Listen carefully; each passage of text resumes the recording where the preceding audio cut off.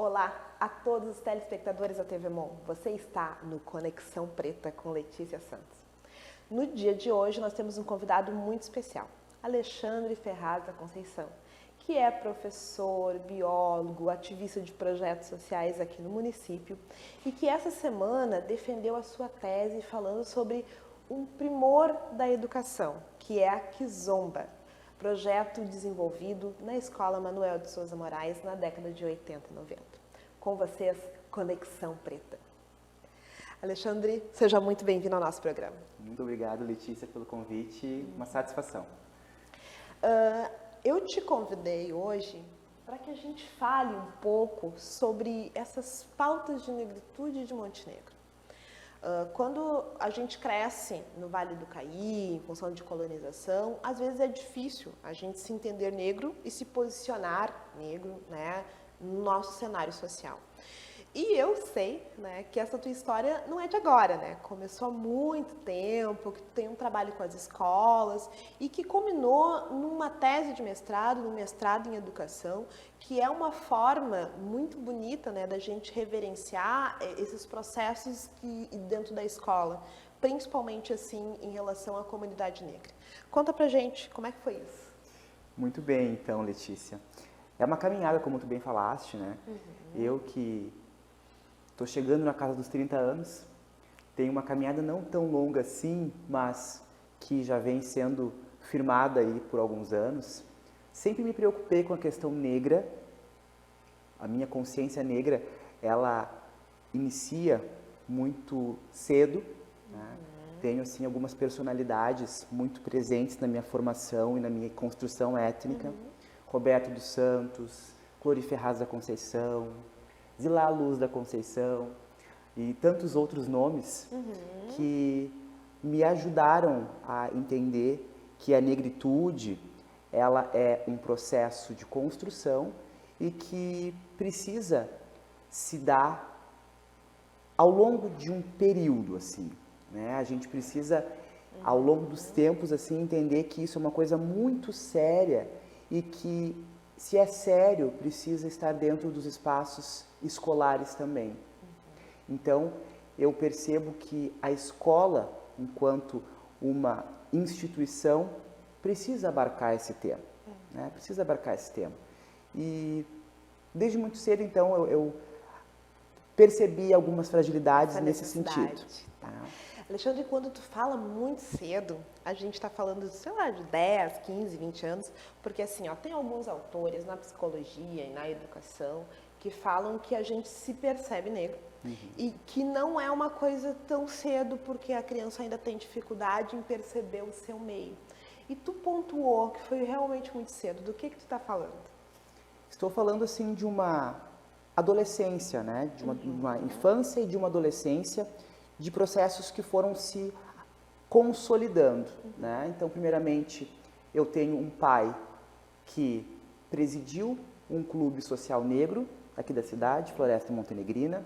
Eu tenho um padrinho que funda um coletivo negro, Consciência Negra de Montenegro, na década de 90.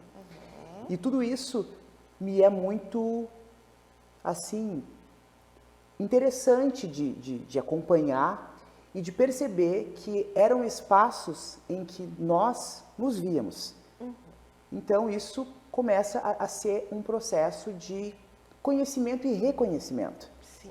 Então, é óbvio que a gente que é de família negra, desde pequeno sabe o que é negro, né? Mas, às vezes, o entendimento de um pertencimento identitário, às vezes ele vem não tão imediatamente. Exato. Né? Então, acho que esse processo ele se dá assim, né? Infância, adolescência, e aí entrando na vida adulta com muito mais clareza de algumas coisas e sempre entendendo alguns espaços como importantes para essa tomada de consciência e de pertencimento. E voltando para esse ponto, a instituição escolar, como primeira instituição formadora depois da família, me parece que é um dos principais pilares para essa construção identitária. A gente vê a escola hoje, Alexandre, não sei se tu concorda com essa afirmação, de que a escola ela é o local em que a gente desenvolve pessoas melhores.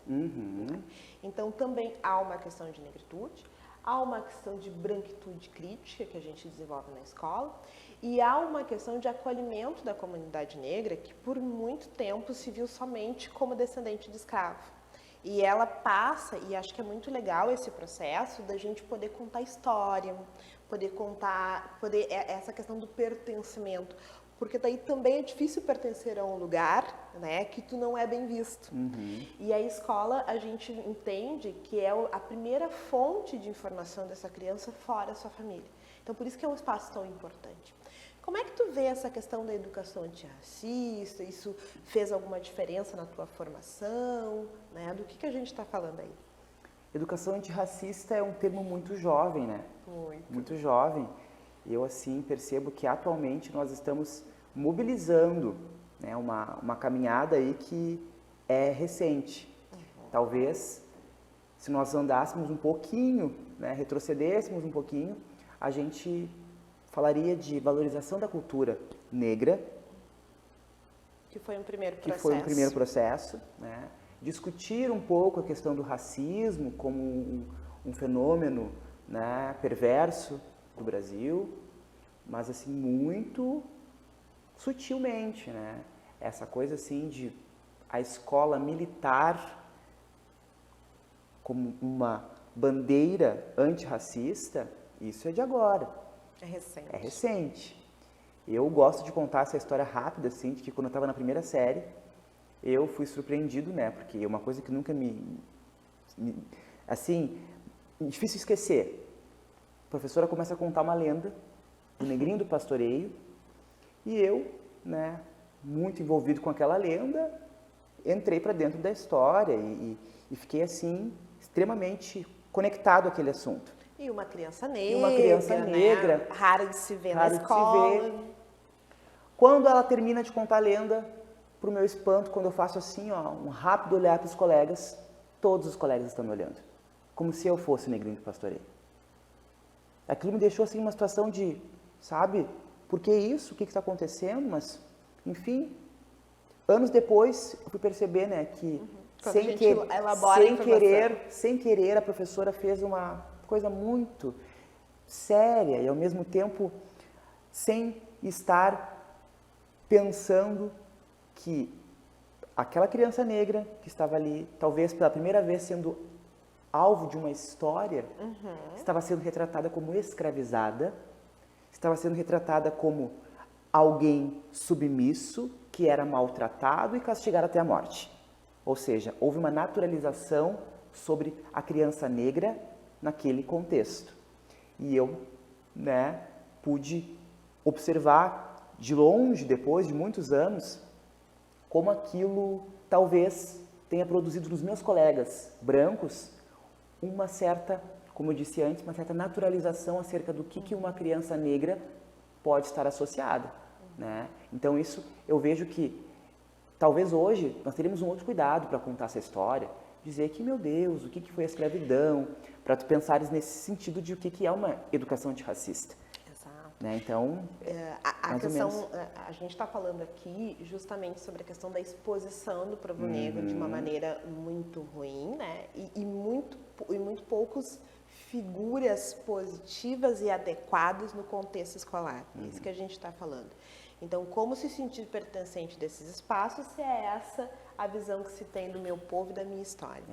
Quem foi criado, foi escolarizado, acho que na década de 80, 90, tem histórias muito difíceis para contar nesse sentido e que hoje a gente vem discutindo de uma outra forma.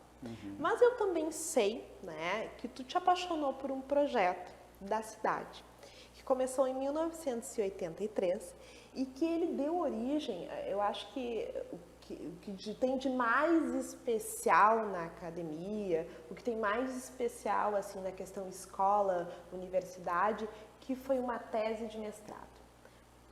O que aconteceu, Alexandre? Que história é essa?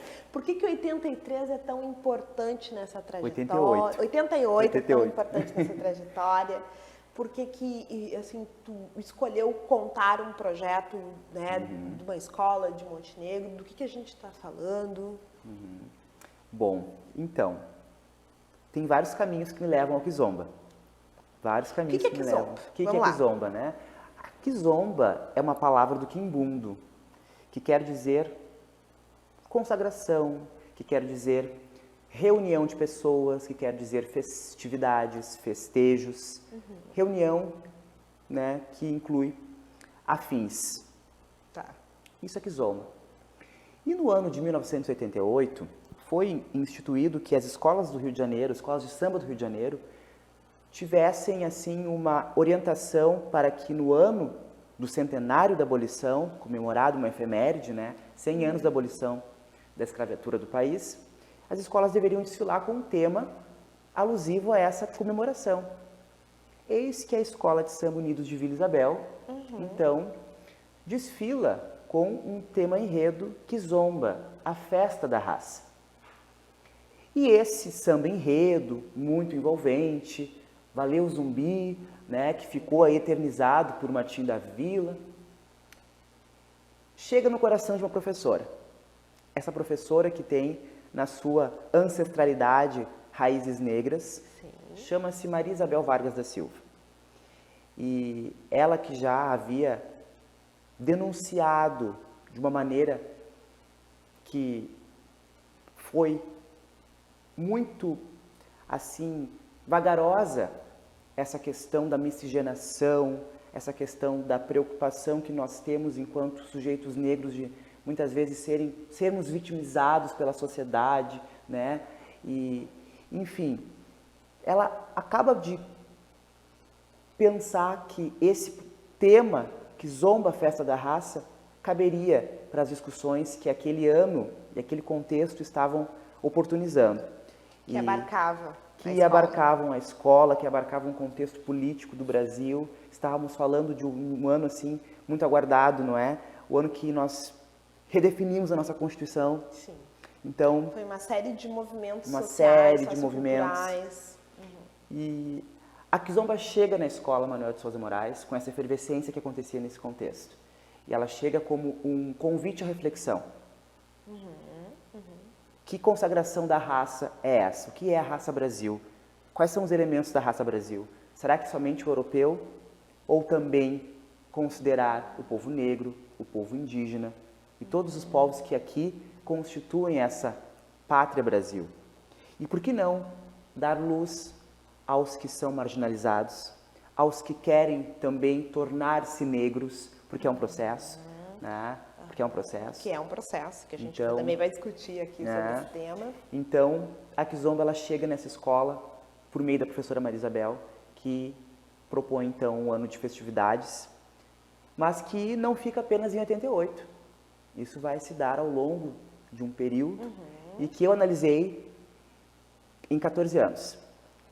Então eu analisei de 1988 até 2002. Né? Tá. E assim, ó, falar sobre Kizomba, falar sobre esse processo de escola, falar sobre desenvolver consciência crítica na comunidade, né, nesses processos sociais, em 1988 foi muito antes da Lei 10.639, da 11.645, né? Foi muito antes do Brasil entender que era necessário, né, institucionalizar essa questão da história e da cultura negra. Como é que tu vê isso, né? Esse posicionamento de Montenegro, né, junto ao cenário social? Eu vejo assim um ineditismo muito importante. Um ineditismo muito importante porque me parece que há um certo pioneirismo nesse sentido, porque eu não consegui saber da existência de outros movimentos como este nesse contexto. Na região, né, vejo muitos eventos e ações posteriores. Sim.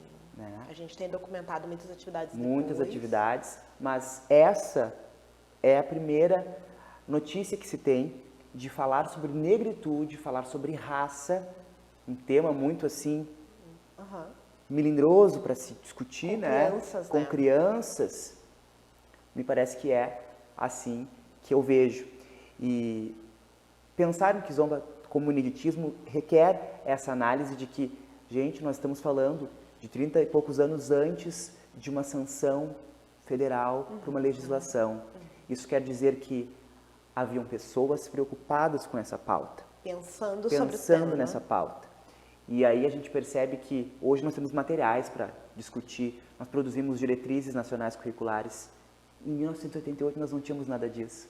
Estava a professora Maria Isabel com o seu grupo de professores, na cara e na coragem, tentando incentivar um trabalho para a promoção de uma equidade racial, para a promoção de uma valorização cultural da população negra. Então, isso é uma coisa muito interessante. E era um tempo assim que não tinha bibliografia, que não tinha modelos, a gente não tinha internet. Ou seja, era realmente construir uma prática educativa, né, que não se tinha notícia, até porque, assim, realmente o acesso era muito diferente, né? E, assim, Montenegro, né, vamos situar, assim, nesse cenário, porque também eu achei bem interessante, eu vi a tua tese, eu escutei tu falando, e tu cita vários movimentos, assim, né, que houveram no Brasil, e Montenegro, né, com esse ponto. Como é que tu vê Montenegro hoje, assim, 150 anos de história, participação do povo negro na cidade? Eu vejo que nós caminhamos para que hoje nós pudéssemos estar aqui. Juntos, conversando, apresentando ideias. Montenegro, que é uma cidade colonizada por europeus, açorianos que aqui chegaram, mas que também nós temos registro desde 1750 da chegada da população negra. Então, eu acho que é preciso pontuar muito isso, né? Montenegro, sim, colonizado por imigrantes europeus, mas Montenegro, sim, cidade que talvez não poderia ser diferente, mas que adotou o regime escravista. Nós tivemos clubes abolicionistas na cidade que também tiveram pretensões de terminar com a escravidão nesse local. Então, interessante, uma pauta interessante, acho que o Alexandre vai voltar. Então, dizer sobre isso é muito sério. Então, esse embelezamento que nós temos na cidade, em se tratando da sua colonização, precisa ser dito, mas que não ofusque que nós tivemos um regime escravista e que isso perdurou por muitos anos. E, ok, romperam-se as barreiras da escravidão em 1888, deixou-se aí um marco muito doloroso e penoso para a população negra, mas foi se caminhando, né? Nós constituímos aí clubes sociais negros, que ainda nós temos, graças a Deus, clubes centenários, né? Nós temos aí documentários produzidos por grupos do movimento negro, que também retrata tanto a presença quanto a ação do negro no município de Montenegro. E estamos aí, caminhamos muito. Me parece que a gente sempre pode e deve avançar, mas a gente hoje consegue, por exemplo, ter uma vereadora negra, que ocupou o mandato há pouquíssimo tempo atrás, né, Fabrícia. Então, temos um secretário negro secretário também, negro, né? O segundo secretário secretário negro do município. Então, assim, nós avançamos, mas ainda temos muito que andar. Então, assim, me parece que o cenário ele está mais favorável, com certeza, mas ainda assim nós temos alguns paradigmas que precisam ser desconstruídos para que a gente possa, sim, estar numa situação cada vez melhor. A gente pensa numa sociedade pluriétnica, mas onde é que está a população negra nisso? E também uma coisa que eu acho que é importante a gente salientar é a questão da representatividade. A gente tem, né, uma comunidade, a gente tem trabalhos desenvolvidos, mas é necessário ser visto, né, em todos os setores. A gente teve uma palestrante no último evento que nós fizemos e ela dizia, bom, se há uma boneca branca, deverá ter uma boneca negra. Então, a gente também espera essas ações em termos de município, porque a representatividade importa sim, a gente quer se ver em todos os espaços, a gente também quer essa participação. E a escola, que é o nosso tema de hoje com o Alexandre, e a academia também, quero deixar aqui meus cumprimentos ao nosso mestre, né, Alexandre Ferraz da Conceição, mestre em educação. 2 dias mestre já. 2 dias mestre, uma emoção que não cabe. A gente teve o prazer de te ter como primeira entrevista depois desse feito. E a academia, ela também, né, por muito tempo, ela não relata as histórias da comunidade negra, por muito tempo as nossas histórias elas se mantêm na oralidade e a gente vê hoje aí esse movimento de documentar, porque, né, tu fez esse movimento de contar essa história e de deixar como fonte bibliográfica, né, para outras gerações, assim, né, que a história do povo negro ela também tem essa questão de muito oral, muito passado dentro das nossas famílias. A Sociedade Floresta, né, ela é uma representante. Quando tu falou em clubes abolicionistas, né, é importante a gente salientar que a Sociedade Floresta ela nasce por uma falta de espaços de convivência, que os outros 7 clubes sociais da região ou negros não podiam entrar, ou os negros só podiam entrar para trabalhar, e um clube os negros podiam olhar as pessoas se divertindo, né? Então, essa necessidade da gente montar os territórios negros, como a gente diz hoje. E na academia eu vejo que esse movimento também vem surgindo, vem forte, de poder contar essas histórias, falar sobre ancestralidade e poder documentar. Como é que tu vê né, essa questão do mestrando, do doutorando, que cada vez mais se apropria e conta com dignidade e respeito? Eu vejo isso como uma grande conquista também, né? Porque isso me faz voltar para as aspirações do movimento negro, porque a pauta educação, ela sempre foi uma das pautas do movimento negro organizado no Brasil. Sim. Então, assim, se hoje nós temos programas de pós-graduação que abarcam linhas de pesquisa que dialoguem com essas questões, me parece que isso também é uma conquista daqueles ideais do movimento negro, em que também se quis e que se lutou para que o universo acadêmico trouxesse as demandas da população negra, que falasse das demandas da população negra.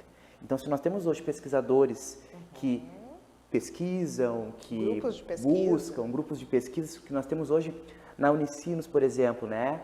Sou, assim, filho da casa, com muito orgulho, né? Tanto a graduação agora quanto a conclusão do mestrado foram feitas na Unicinos. Nós temos um núcleo de estudos afro-brasileiros e indígenas na Unicinos, o NEAB, né? Muito bem organizado e que produz pesquisa acerca, seja de bibliografia negra, seja de assuntos que dizem respeito à negritude em uma universidade jesuíta. Então, a gente está avançando. Né? E, nesse sentido da pós-graduação, voltando para esse ponto, me parece que essa discussão, ela se amplia à medida em que os próprios programas começam a repensar isso. Repensar nas suas linhas que sejam abrangentes para essas demandas. Linhas mais sociais, linhas de pesquisa que se preocupem em apontar essas questões para novas reflexões, para novas perspectivas. Então, quando eu entrei no mestrado, eu entrei com essa pretensão. Né? Eu entrei com essa pretensão de, dentro da história da educação, historicizar uma ação escolar, um projeto escolar que trouxe na sua radicalidade a questão da negritude, da raça, em um contexto em que ainda não se dizia isso no ambiente escolar. Então, eu não entrei numa linha específica que falasse sobre negritude, mas ao chegar com esse trabalho, foi importante porque se reconheceu a necessidade de se fazer esse estudo pelos professores. Então, isso me deixou muito confortável para estudar isso. E isso me faz pensar o que tu me perguntas. As universidades, sendo elas, né, lugares para discussão, lugares amplos, estão abertos para isso. Então, pautas como essa estão sendo discutidas e apresentadas. No momento em que a gente tem a possibilidade de dialogar sobre isso, nos centros acadêmicos, somos aceitos. Essas pautas, elas estão aí, né, apresentando novas direções. Então, vejo como um avanço também, lembrando que aspirações lá de trás. Né? Então, uma das coisas que se quis, né, era essa, né, uma educação democrática para todos e que pudéssemos discutir sobre esses temas que nos dizem respeito. Tá. Que pudéssemos incluir nesses debates. Pudéssemos né? incluir nesses debates. Documentar esses debates. Okay. Com certeza. E o que tu espera, assim, Alexandre? Né? A gente está aí com 150 anos de Montenegro, a gente está num cenário político diferente, a gente vê o aumento da participação da comunidade negra em todos os setores. Perspectivas de futuro? Sempre boas, né? Sempre boas. Nós temos a mania de acreditar, né? Mania de acreditar, somos professores, a gente acredita, né? Mas eu vejo que, embora a gente tenha aí algumas situações que são conflituosas, né? São aí governos que parece que tendem, governos esferas federais, né? Que tendem aí a um posicionamento um pouco mais rígido em relação a conquistas que ocorreram em governos anteriores. Nós estamos aí, nós estamos otimistas para que, seja numa esfera federal, ou até mesmo numa esfera regional, ou até mesmo na esfera local, que a gente continue perseverando para avançar. A gente não pode esquecer que nós temos muitas leis que amparam questões étnico-raciais na educação. A gente tem leis que proporcionam a inclusão de pessoas negras em concurso público. A gente tem as cotas universitárias, a gente tem essas reservas, a gente garantiu isso por lei. E a gente precisa também lutar para que essa lei não seja revogada, né? Que esses espaços permaneçam abertos. Que esses espaços permaneçam abertos. Né? Então, é uma luta contínua e muita tensão, né? Porque isso é também um campo de disputas. Sim. Então, é importante que a gente também esteja atento a isso tudo. E sou otimista, né? Para que a gente possa, sim, avançar. E me parece que os jovens, eu sei que eu trabalho com jovens, né? Eu também trabalho com jovens. Os jovens, eles estão apresentando posturas muito firmes e muito sérias com a questão das desigualdades, com as questões dos desrespeitos. Então, isso é uma esperança, né? Eles estão atentos, e se eles estão atentos, são eles que vão, né, para adiante ressignificar. Então, é uma boa aposta, vamos dizer assim, né? É uma boa aposta a gente contar justamente com a juventude. Com certeza. Deixando a gente estar finalizando a nossa conversa, foi muito bom te receber aqui no Conexão Preta. Até porque, assim, é importante a gente esclarecer ao público, contar esse trabalho que vem sendo desenvolvido. Muito obrigada por ter vindo. Eu agradeço poder falar contigo, poder estar aqui, é uma honra. Conexão Preta e TV Mon com você. É um prazer tê-los conosco. Até a próxima.